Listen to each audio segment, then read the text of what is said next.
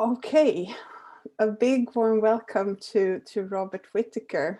Thanks for being here It's with my me pleasure. today. Thanks for having me. Robert Whitaker is an award-winning journalist and writer, and also the founder of Mad in America. So it's a extra pleasure to have you here since we're screening the Medicating Normal movie on Mad in Sweden. Well, that's great, and it's great you're screening it. So it's a movie that makes a good introduction to a lot of these themes that that are written about and are discussed on, whether it be Mad in Sweden or Mad in America, any of the sort of Mad in Country websites. Yeah, I agree. And I want to cover or ask you about some things that you talk about in the movie. But before I do, I just want to start with the book you wrote called Anatomy of an Epidemic. Because I talked to Lynn Cunningham a few weeks ago, and she said that that was a big inspiration for her and one of the reasons that she wanted to make the movie. And in that book, you make I don't know if it's a statement, but it's, for me, it's so clear. It's like very simple, but still it's a very clear statement when you say that if we have so many psychiatric drugs available, how come we're not getting any better? How come we're not feeling better? Yeah, I mean, I think that is a sort of an easy to understand beginning premise, because in medicine, generally, when you identify, like, say, the biology of a disease, and we were told for a long time that they had identified psychiatric disorders as being due to chemical imbalances, and then you get more people diagnosed with those disorders and more people treated, and the treatments are said to be safe and effective, you should see the burden of that illness go down in your society, right? And instead, as we've embraced this disease model of care that psychiatry has promoted, and more people have gotten diagnosed and take the drugs, and this is happening in every country I've been able to look at, and particularly in the developed world where you have more money to spend on these drugs, you see the burden of mental illness go up. The number of people on disability due to depression or bipolar or whatever it may be goes up dramatically. So that right away tells you that something's not right with this story.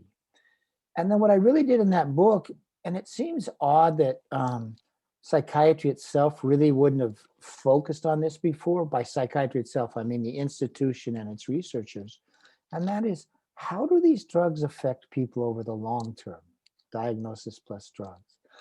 Now, given that people stay on these drugs the long term, and given that they so often are prescribed saying you have a chronic illness, this chemical imbalance or whatever it might be, and therefore you need to take the drugs for life, you would think they would study long-term effects. But what has happened for so long is they just study, do they just knock down symptoms over the short-term 6 weeks well enough to get approved by the FDA? And yet people are staying on these drugs 1 year, 2 year, 5 years.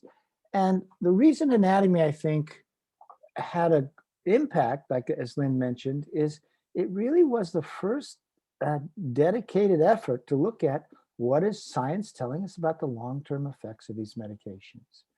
And that's even within the science. I mean, there were studies, but you didn't see within this research literature any sort of comprehensive looking at that question. And what became clear and was surprising to me was you saw over and over again in the history of research on psychiatric drugs, whether it be antipsychotics or antidepressants or the benzodiazepines, and these worries go back to the 70s, where researchers would say, okay, maybe my patients are getting better from depression or psychosis or anxiety over the short term, but it seems like over the long term, they're actually becoming more chronically symptomatic with the very symptom you're trying to, treat, like depression or anxiety. And it looks like they're becoming more symptomatic. And is there some sense of becoming more functionally impaired as well? So the worry arises all the way back in the 70s. And what's amazing is the consistency of the research literature that confirms that conclusion. Now, you never want to rely on one study, because one study is just a point of data, so to speak. But what you see when you look at the history of this assessment, the history of trying to understand it, and by the way, you need to begin with an understanding of, well, what are sort of natural recovery rates? Because, and an example of this is, let's say you have a form of treatment where 50% of the people are well a year later, okay? And 50% are now chronically ill. You say, well, yeah, my treatment's pretty effective because I cured half my people. But you need to know what the natural recovery is. In other words, people do recover from, problems, and especially psychiatric problems. Well, if the recovery rate before the use of the medication was like 85%, which is basically what it was with depression, hospitalized depression, and now you're down to 50%, you've still worsened outcomes. You see what I mean? Because the recovery rate is low, and you need to know that. But anyway, what was so stunning to me is when you use that as your baseline, some understanding of natural recovery rates, you see this literature spread out across 60 years, 65 years, that tells of increasing chronicity with these drugs, increasing functional impairment. And then here's the key. If you really dig into the research literature, there are scientists saying, researchers saying, we think we know why. We think we know the biological cause. It's because the drugs are causing this change in the brain, and that's what is leading to this chronicity. So you had this actually pretty tight, coherent story emerge from the literature. So I think that's why it had an impact. It had that obvious question to ask, which you spoke about as a public health question, which is a public health question to all societies. And then you find in the research literature an answer to it. And it's incredibly tragic when you look at the harm done, lives diminished, that sort of thing. To not have this information out there and guiding our thinking is, it's just tragic. It's just, you can see the harm done on a really pretty grand scale. And of course, now with the medicating of kids, it's even worse because you're changing these kids early on, even as their brains are developing, and all the data with the children and what it does to them as they grow up is negative. So anyway, that's what I think Lynn was getting at. It did present a story in fairly clear fashion, I hope, that was pretty compelling that we need to do something different. Mm. Yeah, for me, it was quite impactful when I read it. It was just like the core of it all. So, and also you described a little bit like your journey. You didn't go into to research this or to investigate this or with the view you have now. You have No, changed. not at all. I think this is really important because I began in the same place most of society begins with, which is a believer in the conventional wisdom. And, as a journalist, I wrote about that conventional wisdom because I call people up and they say, oh yeah, our drugs fix chemical imbalances and so forth.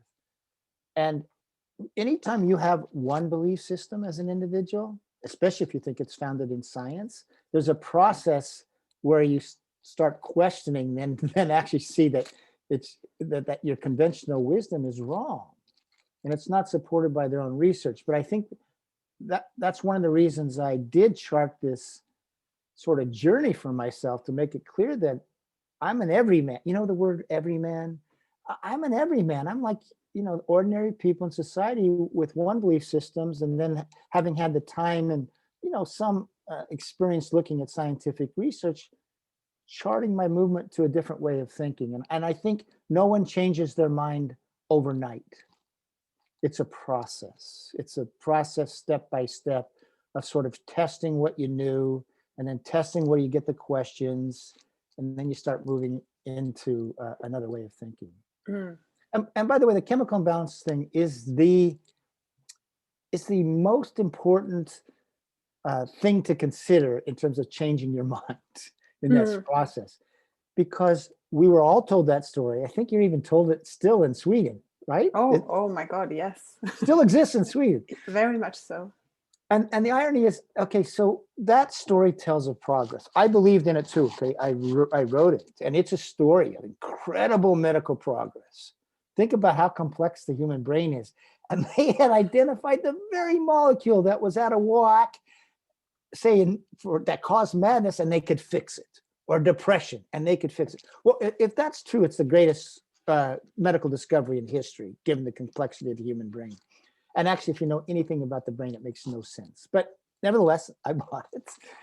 But what you find in the research literature was a hypothesis that arose from understanding how the drugs act on the brain and not what was actually going on in people's brains. And you find that as early as the 80s, 1980s, the National Institute of Mental Health, which is the biggest, that's in the United States, it's the biggest funder of research on psychiatry in the world, was already saying, like, you know, that low serotonin theory depression, it's not panning out. And in 1998, the American Psychiatric Association's own textbook said this hypothesis that depression was due to low serotonin didn't pan out. And it was sort of a stupid hypothesis in the beginning. That's in the textbook. Now, the American Psychiatric Association still has a website and running educational campaigns saying depression is due to low serotonin. But it was more than 20 years ago that it was seen as a failed hypothesis. Now, there's nothing wrong with a failed hypothesis. The betrayal comes when you don't tell people it's a failed hypothesis, and instead you keep on telling them the marketing story. And what so amazes me about Sweden now is you have leading American psychiatric researchers, such as Ronald Pies. He's the former editor-in-chief of Psychiatric Times, which is the trade journal of the American Psychiatric Association, okay? He wrote in 2011, the idea of a chemical balance it's always been kind of an urban myth, never a theory seriously propounded by well-informed psychiatrists. We always knew it wasn't true.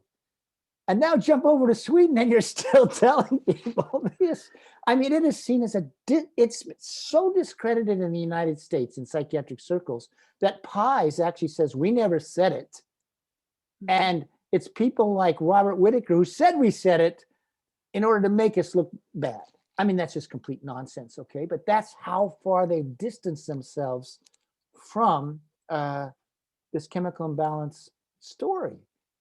And so I'd be interested to know why you think it's still prevalent in Sweden. I have my ideas. But yeah, I think what you touched upon, that, well, just using the term urban myth, first of all, I'm thinking of a narrative, and I'm thinking of what it takes to change our minds when we have a strong narrative that is not only within us, but also the way we communicate and relate to each other. Sure. So that's where the marketing comes in.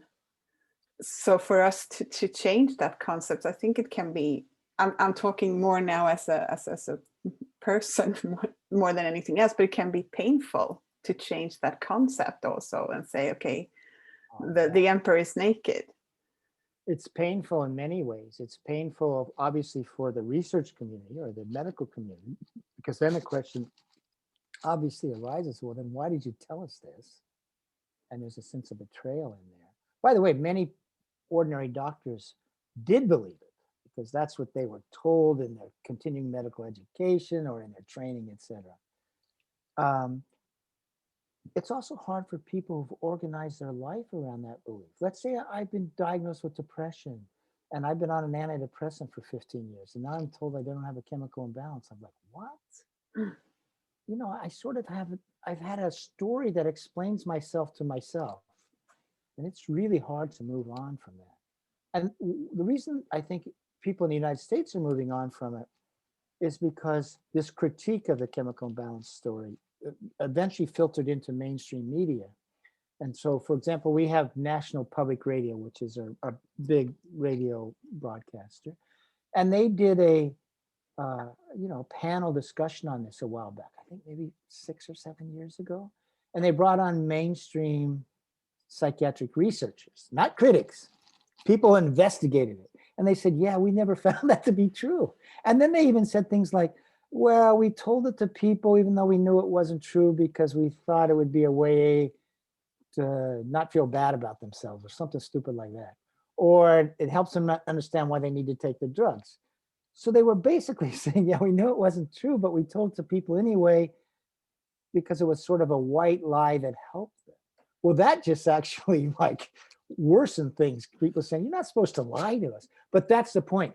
the reason it fell apart in the United States is you had leading researchers finally on a mainstream platform say, you know, this wasn't true. And you even have the person doing the interview in this famous panel said, but I was diagnosed when I was 18 and told I had to take these drugs for life. And you can see her mind churning, going like, are you kidding me? Anyway, here's my thought on Sweden. One, because you're a big user of antidepressants, you know that, right? Very, very big one. Yeah. There's a couple of things. I think you have a manufacturer, one of the drug companies that Lundbeck is Swinbeck, and they obviously have antidepressants. And you also have a psychiatrist who's really well known for his promotion of SSRIs, Elias Eriksson. And I'm pretty sure he's helped maintain that story. He's sometimes dubbed Mr. Prozac here in the United States, is how they refer to him, because he would be brought out to sort of even help promote the use of that drug in the United States. But this shift in well, it's kind of a paradigm shift, I guess, that you're seeing now in the States. Is that giving any effects as when it comes to prescribing these drugs? Nope, very little. So yeah, there is a gradual change of thinking. There's an abandonment of the chemical imbalance story, but the prescribing habits are ingrained. There's still a sense that, okay, maybe it doesn't fix a chemical imbalance, but it'll fix my unease or something for who knows what reason. I mean, among the patients. So you had this machinery that built up a way of being, a way of thinking. Oh, I'm not feeling well, I got divorced, or I'm lost my job, or I have this setback. I can go to my GP, you call them GPs, but anyway, my general practitioner, primary care, and I can get a prescription for an antidepressant. It'll make me feel better. And the doctor writes it right away. You know, you come in, that's good, here, go on. So it hasn't changed with antidepressants. There might be a bit more hesitancy of starting people on it, but you still see climbing prescription rates. You see it being prescribed to kids, even though that's even seen as contraindicated. Benzodiazepines keep on being prescribed left and right. Antipsychotics are being ascribed to a larger part of the population, not just people with psychosis. And I think the problem is this: even as the sort of intellectual foundation for these practices is collapsed, and you read a lot of papers now in psychiatric literature, like, everything we thought would come true in 1980 hasn't come true, and we really have to rethink this. It doesn't matter, because sort of medical care is still organized around the prescribing of these pills. And it's not really like there are set up, there's alternatives here and there, get some exercise, but there's not really a medical response that really, there's some with psychotherapy, but it's so much easier just to write a pill. So at least in the United States, I don't know any data that says the use of psychiatric drugs has diminished. Instead, I'm pretty sure it's still going up. So it's pretty much kind of a system almost that is not almost going by itself. Yeah. I think the point is there's patterns of behavior, patterns of practice, and even as the foundation, the evidence base or the science base for those practices has collapsed, the practices are retained. And I don't think you really get a change in practices until there's some way to deliver something new in a sort of economical manner that we can now all shift to, including the doctors. If the doctors are the ones being do this, they want to have an alternative. And so when you look at like the history of psychiatry, right? It's sort of a history of one, somatic therapy, of physical therapy, after another being hailed as a breakthrough treatment and then discarded. That's its history. And what happens is the last one gets discarded when you get a new one that is said to be, oh, this is the final one. This is the one that works. So, and then the whole history is like that. And that one of the best lessons of this, of course, is lobotomy. So surgical lobotomy, which came in during World War II, in 1949, the inventor of that, Portuguese neurologist Egas Moniz, won the Nobel Prize in medicine. Now, we all know what surgical lobotomy is. You come in and destroy the frontal lobes. This is the part of us that separates us from the apes. I mean, this is what makes us human, is our big frontal lobes. So they were really destroying the part that makes us most human. But if you read the research literature in the 1940s, there were reports on there's 3 possible outcomes with this. It'll cure you, it'll improve you, or in a small number of cases, there'll be no change. They didn't even chart up in this big review of lobotomies that you could harm somebody. It wins the Nobel Prize in 1949. It's been around almost a decade by that time. You read the news accounts, it's like, this is such an advance in medicine. Surgeons have learned to pluck out the very center of madness without hurting anything else, just like it resided in this little place of the brain. And there was even some things about, like, maybe we don't even need our frontal lobes. Maybe they're like the appendix. So why did surgical lobotomy then become discredited? It's because of drugs. Mm-hmm. Because now they said, oh, we now have this other treatment for psychosis. The transition is really interesting, though. When antipsychotics were first introduced, they were praised for causing a chemical lobotomy, for causing the same change in being as the surgical lobotomy. Now, the reason is, at that time, surgical lobotomy, the change it caused, people becoming very disengaged, etc., was seen as good. So if the drugs now could do it like the surgery, okay, that's a good thing. But then as surgical lobotomy starts to become seen as a mutilating surgery, you also see the framework for the drugs has changed. It's not a chemical, causing a chemical lobotomy. It's an antipsychotic, and that name puts it in the version of an antibiotic. But that's when we get change. We get change where, especially if it's within a framework of medicine or some sort of like care, there's a replacement for it. And so those practitioners still have something to deliver. Do you, I'm super curious then, do you have any idea of what the next thing would be? Is there anything? You know, the best thing is, and we're actually going to be doing a podcast on this. The best thing is to reconceive of these things. You need to start with a conception of human beings as responsive to their environment. We're not islands. We don't just exist in our heads. What happens in our heads and our bodies is a reflection of how we're moving throughout the world. Do we find meaning in it? Do we have social, a social place in it? Do we have people to love? Do we have people who love us? Do we have jobs? Are we struggling with poverty? And is the society itself? Now, we're an incredibly unequal society. You do much better about it in Sweden, although I think you're moving more towards an unequal society. Unfortunately. But there's good data that shows that when societies are more equal in their distribution of resources, they're a happier society. So from my point of view, where we're at is this. You asked what solution? The solution is we've had this medical conception of it. These are problems that reside in the individual. I think really what you have to say is, how do we create more nurturing environments for ourselves? And if someone individually is struggling, whatever it might be, one of the first things to do is, how do you change your environment? Which, by the way, does include diet, exercise, and it certainly also means looking for diseases that can cause problems. Like, do you have Lyme disease in Sweden? I don't think you do. Do you? It's a tick-borne disease. It's a tick-borne disease. I think that's really yes, we do. We do have that. That can cause psychiatric symptoms. It's clear it can. Syphilis can cause psychotic symptoms. Lead poisoning can. Mercury. So but these are all things that occur in the environment, right? So you even want to see if there's some environmental things causing these illnesses. So the problem is, when you think of that conception, it's not really just there's an element that's medical, looking at possible disease causes. But larger than that is it's environmental. How do you organize your schools?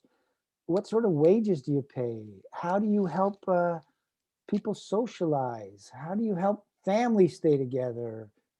Because, you know, families can be a source of support. Sometimes we think, but they really can be in terms of moving through life. So the problem is, and I think we need a whole new conception that starts with what are human beings? Mm. In what environments do we do well, and in what environments do we do poorly? And then start building our societies around to nurture what we need as human beings. Yeah, that's music to my ears. And I don't know if you know about this. There's well, it's not super new anymore, but it was introduced in 2016 here in Sweden, kind of a work law or a labor law where the social context or the psychosocial context is now taking into account when it comes to work-related stress. Wow, that's good. It's very good. Yeah. So that's an example of how to see, because of course the sick leave cost of people being stressed out in Sweden has been soaring. And so they looked at, okay, this rehabilitation and medication doesn't really seem to work. Yeah. Doesn't Again, why we're doing this, but it doesn't have an effect really. So then it's okay, so it has to have to do with something that we're doing together at work, how we organize our work. Yeah, you know, this is really great that they're doing that. I told you I'm having this interview with this man named Peter Sterling. He's written this book called What is Health? And he says, of course, one of the problems is so many jobs today are just jobs of despair. They're like just so stupid. You're just so rote, and they're not challenging, and you don't really see the impact. You're just adding to someone's capitalistic bottom line. They're deadening. They're soul deadening. And an antidepressant is not going to change that if you have to spend 8 hours a day in the United States, like 50 weeks a year doing this. So that's a classic example. Why are people struggling in certain work environments? Well, maybe because they're boring as hell. Yeah, absolutely. So that what you're saying is music to my ears, and I'm hoping so much that this concept of context and constructions or interactions, that's, you know, for me that's the future for. Yeah, I agree. And you know what? It shows it's so stupid, the model we've had, that depression resides in a chemical inside your brain, and it's irrelevant to what's around you. I mean, every human being knows that they respond to the environment. That's been your experience your whole life. And now you're told, no, you're depressed because there's this molecule called serotonin that you have some gene problem. It doesn't produce enough of it. You're like, and therefore it doesn't matter what your environment is. You're like, that's the dumbest thing I've ever heard in my life. And yet we bought it. Yeah.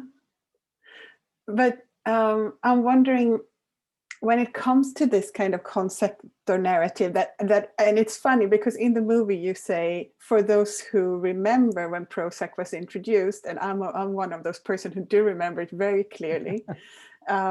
So in the 90s, I was working then as a fashion designer. So I was like in the, you know, early adapter environment of that time. Yeah. And you also describe how it was like on the front page of magazines and stuff, and it was a hype. It was a marketing hype. The hype was unbelievable. And I just saw incredible. people, you know, talking about, you know what, it's not about, you know, your life, it's not about your childhood, it's not about anything, it's a chemical imbalance. And suddenly I had, like, I don't know, 5 colleagues taking antidepressant. So well, yeah, I know. It's so strong. It's still going on. That was in the 90s. Well, think about this. Big companies, capitalistic companies are good at selling products.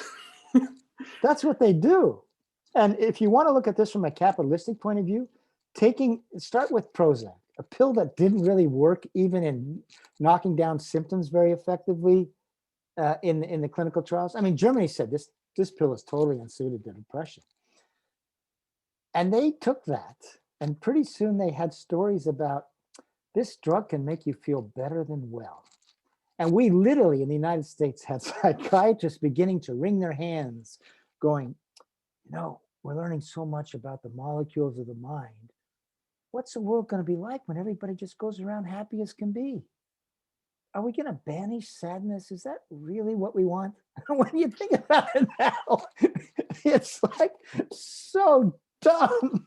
But that's actually what they were wringing their hands over, the philosophy. Are people just going to be, and they even talked about, we can give people designer personalities. Would you like to become an extrovert? We'll give you that. It's just the marketing hype was insane. But that's what was on the front page. We can make you better than well. And so life always has its struggles, right? So you were in the fashion industry, isn't that what you said? Yeah, at that time. Well, I'm sure that has a lot of stresses. Oh yeah. Oh yeah. So there's stresses and there's competition, there's anxiety. It's not, we're not made to be like these happy little creatures 24 hours a day. We go up and down and have our miseries and have our jealousies and all that. So if you're in that environment, and now you're getting advertised this pill that says, we can make you feel better. You're sort of, okay, I'll do it. I'll give it a try. And then, once someone gives it a try and says, hey, I am feeling a little better, then someone else wants to give it a try. And next thing you know, you have sort of a fad. Yeah. And that's what you got going in the 90s. No question about it. But I also find that it created, coming back a little bit to what we discussed before, it created this isolation. Oh, absolutely. Of the individual, and also a shame. See, this is so interesting. The part of the thought is that, it takes the shame away because it's not your fault, they say. But it labels you as a defective. It says you're abnormal. That's not a good sort of self. I mean, it's bullshit. Sorry, it's nonsense. But because, human beings are varied. There's almost no two human beings that are exactly alike. You know what I mean? But it is stigmatizing both to yourself and to outsiders. Do you know if you ask outsiders, if you ask the public, do you want to live next to someone who's mentally ill? If they think it's due to a chemical imbalance, they'll say no, because they won't trust that person of being sort of in control of themselves as the author of their own lives. But if you don't, and just say this person is, struggling with mental problems in that language, they say, yeah, that's okay, because that's sort of human. We struggle too. So it is isolating in an exact way. It divides a line. Over here are the normal people, and over here are the abnormal people. And you're abnormal, you, with the diagnosis, because something's wrong with you inside you. That's so stigmatizing and so alienating. And as you say, it's isolating. It makes you feel lonely, apart. Whereas if you had a conception that says, human beings, we struggle with our minds. Our kids struggle growing up. Some days we're happy and we can go into prolonged difficulties. And if we have difficulties like terrible jobs, poverty, you can expect to be miserable, suffer depression, anxiety.